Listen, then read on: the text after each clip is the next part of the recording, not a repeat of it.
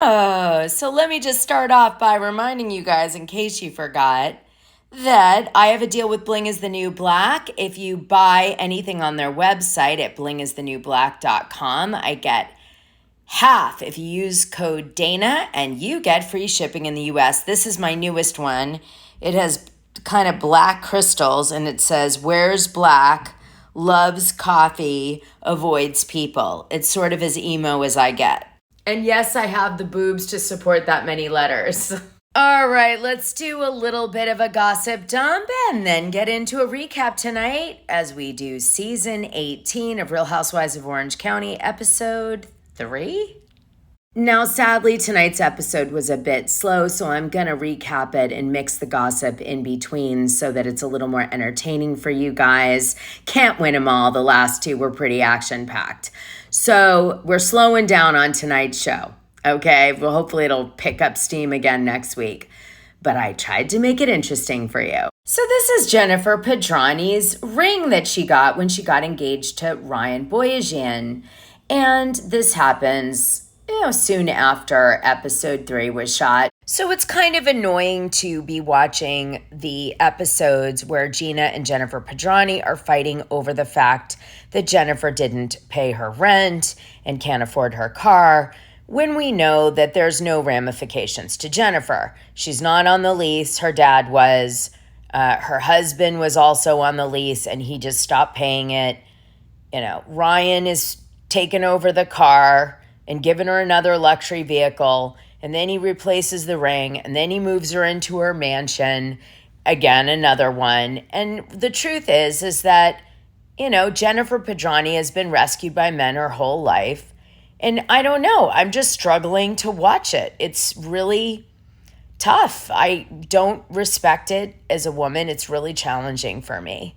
And then, we see Gina Kirshenheiter on the other side saying, you ruined my credit with the other realtors. And you think to yourself, well, you're a terrible businesswoman.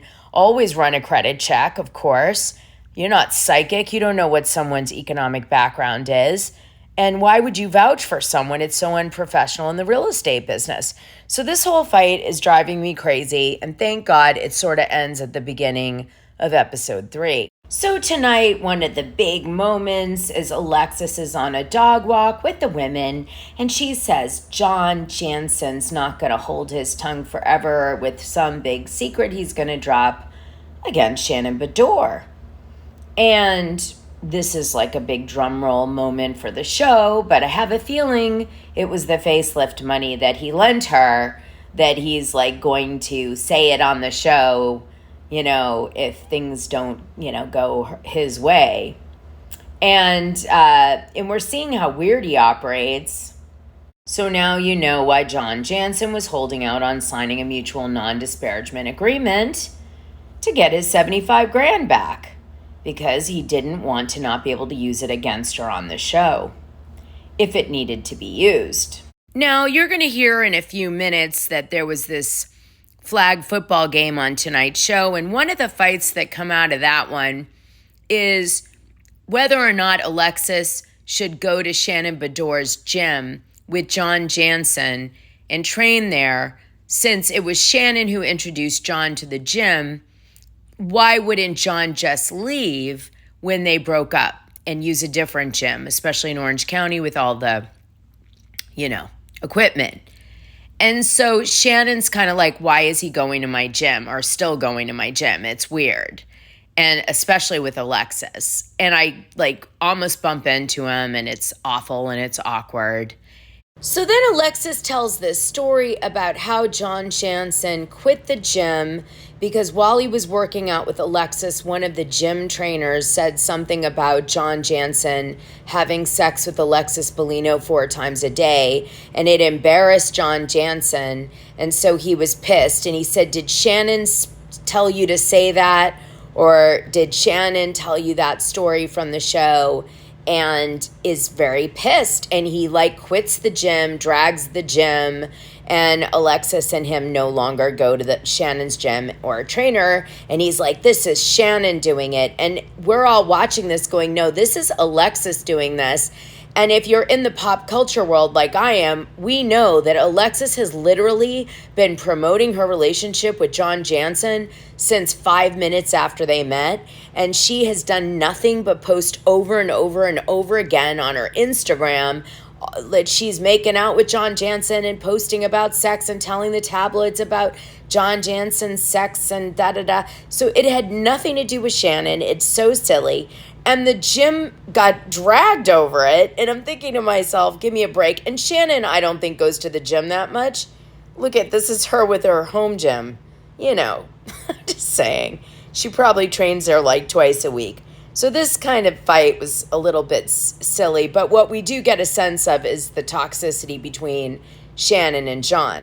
And, of course, an excellent opportunity for Shannon Beador to call out that John Janssen is 62 years old and couldn't possibly be having sex 4 times a day unless he's on this. And Shannon Beador confirms the single white female of it all, that John Janssen took Shannon to the same hotel as Alexis for her birthday, that John Janssen started going to her gym and using her trainer, that John Janssen got Alexis the almost same dog as Shannon Beador. You know, that John Janssen is love bombing her in the same way that Shannon got love bombed. Anyway, it goes on and on. By the way, on next Sunday's Dishing Drama Dana Wilkey episode, I have Tamra Judge's genealogy read out as one of the segments on the show with the genealogist. And I find out all about it. I can't wait to tell you guys. And there's a scene with Sutton Strack and Katie on tonight's show. I'll play it for you in a minute. This is Emily's big weight loss moment. She's working out every day. She's not eating. She's extreme because she never wants to be heavy again. She's got self-esteem, but she still can't see herself as confident. But in a weird way, she's sort of taking out her new hotness on her husband. And, you know, all he does is take care of the kids and works, and probably doesn't like working out, to be fair. So she's leaving him in the dust a little, and I think the dynamics of their relationship are changing, and she wants him to work out and look good, and he doesn't care because he's the same old guy that he always has been. But now she's hottened up, wanting to be more attracted to him possibly. But she says it's because of his health that she wants him to work out, because she doesn't want him to have a heart attack. But I've seen this before, when people get really hot, suddenly they, you know, maybe they want their person to hot up too, or maybe they start thinking, I could get a hotter guy. All right, let me play you the scene with Sutton. There's some cool backstory in it. Katie was moving to Orange County, and she knew that I was a real estate agent, and so she connected the two of us. I think I'll have the Cobb salad without olives. Okay. I know Sutton because Sutton's ex-husband is the president of the mutual fund company where Matt formerly worked. Yes, except Sutton did way better in her divorce than I did. Sucks, but it's true. How did you two meet?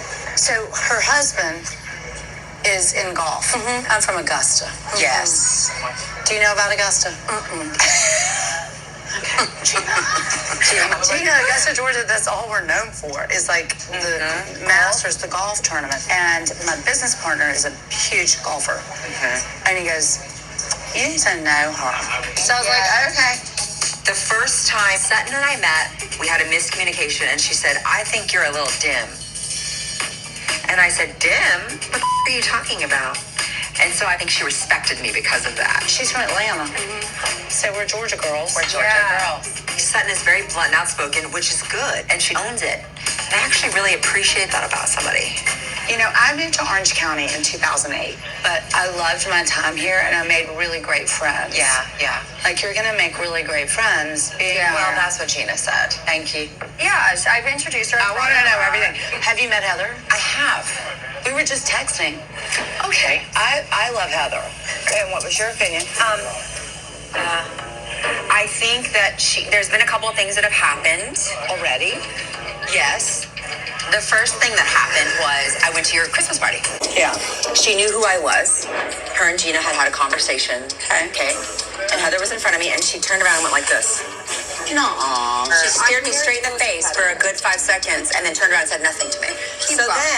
So then I followed her on social media because she's Gina's friend. She posted a picture for her birthday and I liked it. I was like, oh, she looks pretty. I woke up the next day and she tagged me in a photo. Were you in it? No. Oh, listen, if I were you, this is just my advice. I want them to get along. Oh, I wouldn't go up against Heather. I would hide under the table. Meeting Heather was great, even though it was the first time she's acknowledged my presence. It's nice to meet you. Sutton says great things about you. I adore her. I do want to get to know her and give her the benefit of the doubt, but she's playing two different roles with me, and I don't know which one is the real one. It's at this moment that I want to remind you of why Jeff Lewis was pissed at Heather Dubrow for a really long time. Jeff said this on Watch What Happens Live. Jeff went on to explain to Andy Cohen that his dislike of Heather comes from a personal experience while sitting right across from her at their mutual friend Shannon Beador's birthday party. The one thing that gets me is when people are rude to the waitstaff, he said. I mean, I worked in a restaurant when I was in college. It was really obnoxious. It was really bad. You know what's funny, though? All we have to do is play the Married with Children scene that Heather Dubrow's in, and basically anybody can beat her. That's her Achilles heel. So we open tonight's episode and the women are playing flag football again, but this time for a real game against each other. And we have Destroyer versus Love. Tamra is Love and Emily is Destroyer. And Tamra has Alexis, Katie, Jennifer Pedranti on her team, and Emily has everybody else. Tamra picks the women that she likes based on their hot factor, and Emily chooses her friends, the ones that she likes. And then they have a football game, and Heather, Fancy Pants, or whatever she calls herself, is the referee and does lots of fancy pants little commentary. So then we learn more about Katie Ginella, and she finally says that she's from Georgia, but she lived in San Diego, and she has 4 kids. And then she also won the silver world medal for ISI in sophomore year of high school. So the best part of tonight's episode was that we see Travis moving out of Gina's townhome, and we see Gina getting really manic about it because she's realizing it's really happening, and Travis is really leaving.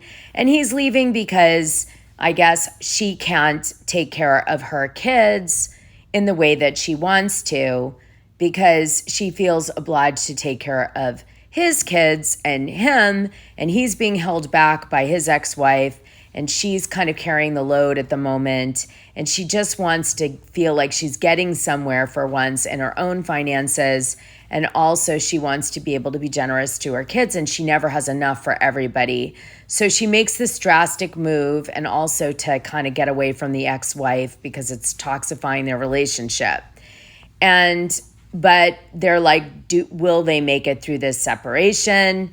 And I guess they do, because they're still together. And as you can see from Travis Mullen's Insta bio, he wrote, dad and bonus dad to 6 amazing kids, boyfriend to the lovely Gina Kirshenheiter, truly enjoy helping others with their home ownership goals, and his real estate license. So he's selling real estate with Gina, I would imagine, and they're teaming up, and this is how they're building their goals, and they're stronger than ever. So we're not going to see them break up and all this, but it is touching to see them go through it if it's real. Okay. And in honor of tonight's episode where Emily Simpson calls Jennifer Pedranti Malibu Broke Barbie, I want to remind you that I'm actually a real Malibu Broke Barbie, and she really is a rich Barbie living in OC. So like and subscribe and buy a shirt.